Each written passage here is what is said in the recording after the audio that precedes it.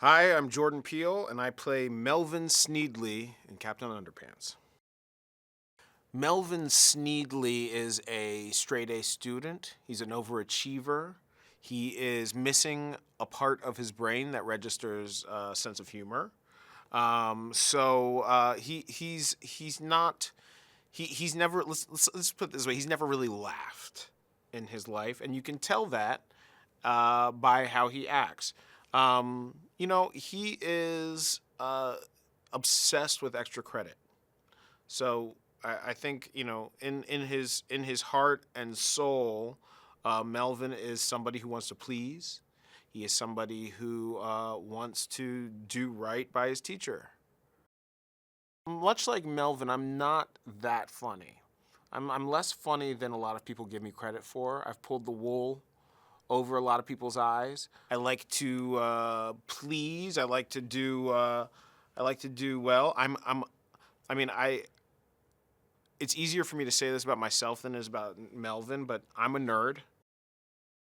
Harold and George are in Melvin's periphery. He doesn't understand them. They don't understand him. And I think at the most they're probably kind of annoying to him because they're always doing pranks. They're always laughing, telling jokes, all these things Melvin can't wrap his head around. I don't think he hates them, but he probably pities them.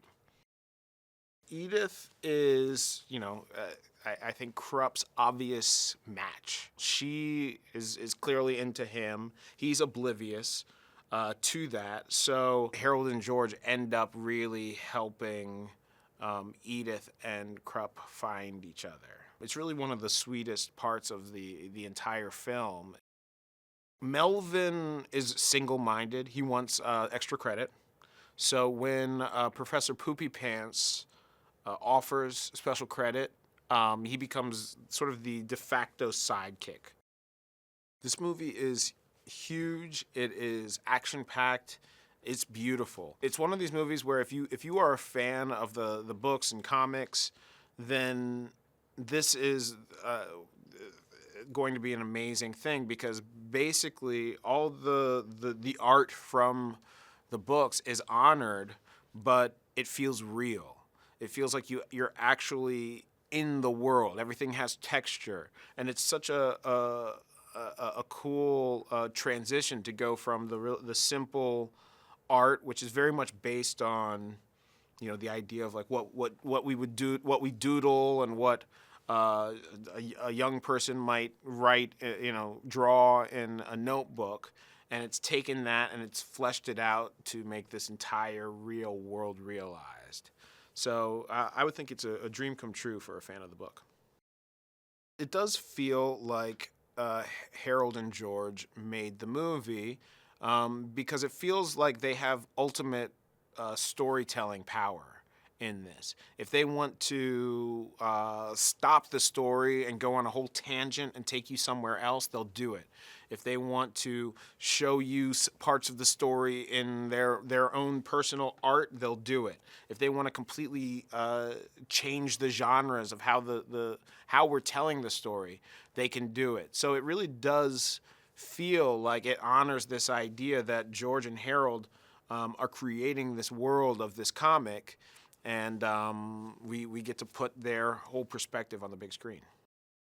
This movie celebrates nonconformity in its core, and I think the way we get our most powerful thinkers, our most powerful artists, scientists, visionaries in this world is that we encourage people to think outside the box.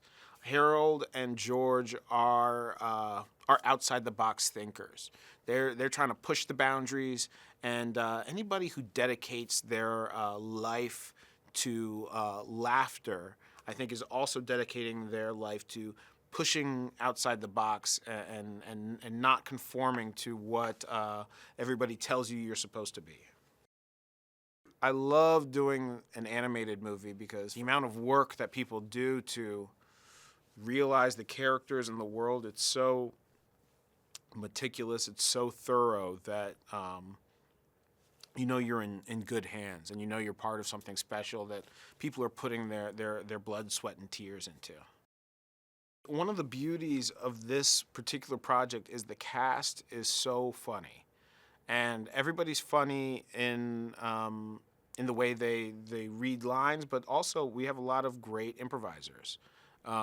So it's such a rich and full script, but at the same time, we were encouraged to find other little jokes and phrases that aren't in there, and several of them made them into the movie, and it just it enhances the whole project, because sometimes no matter how much you write down, how much is planned, sometimes one line or one moment that really happened in the moment can be the funniest thing in the world.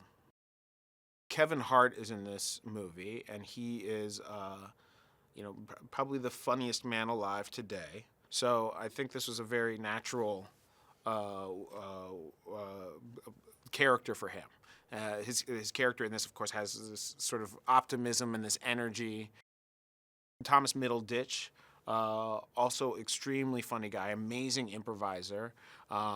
He's adorable in this movie. He's really cute, and he's a perfect foil for Kevin. They're a really amazing team, and watching the way those characters work is great. Both have this pureness to their energy, but they also are kind of irreverent in their own ways. Nick Kroll is an absolute madman and a tour de force comedian, possibly the best improviser in the game. I think he totally steals the show with his Professor Poopy Pants character. Ed Helms is absolutely amazing and hilarious as the two characters, Krupp and Captain Underpants.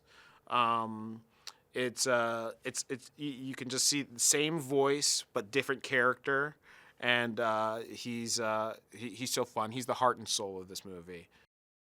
Kristen Schaal, one of my favorite living actors as well. I think she is the perfect love interest for Krupp. With her voice, she can really create a character who is in desperate need of love. That's her wheelhouse. David's awesome.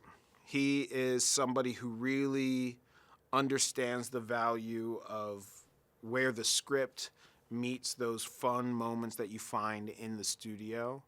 And he's right there with you when you're doing the lines, and he's engaging you with every line. And if you find something that's new, he knows how to steer into that direction and say, "Hey, I like where you're going with this one. Let's take this a step forward and go, even further into that direction." That takes a lot of confidence for a director, especially for an animated film. I think in David's soul, he has a real George and Harold passion to step outside the box and make people laugh.